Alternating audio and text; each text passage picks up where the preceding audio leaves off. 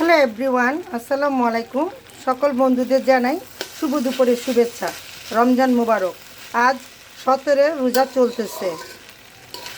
আল্লাহ যেন প্রত্যেকটা মুসলিম ভাই বোনদের রোজা রাখার তৌফিক দান করেন। এখন আমি এখানে রান্না করতেছি।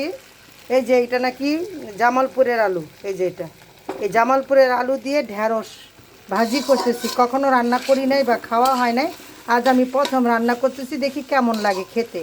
আর এখানে আমি বসিয়ে দিয়েছি মুসুরির ডাল। আজকে মুসুরির ডালের ভর্তা হবে। মুসুরির ডাল রান্না করলে খাওয়া হয় না, থেকে যায়। এর জন্য আজকে চিন্তা করলাম যে মুসুরির ডালের ভর্তাটা তৈরি করি। সন্ধ্যার সময় খাওয়া হবে, যে খায় ভোরাতেও খাবে। তো এই আলুগুলো আমরা খাই, কিন্তু এটা কোন দেশের ভাই জানি না, কিন্তু অনেকেই মানে দোকানদাররা বলে এটা বলে বগুড়ার বা জামালপুরের ময়মনসিংহের আলু। তবে এই আলুটা খেতে খুবই মজা, ভর্তা হলে আরও বেশি মজা। তাই আজকে আমি কী করলাম, ঢেঁড়স ভাজির সাথে ভাজি করতেছি, দেখি কেমন লাগে।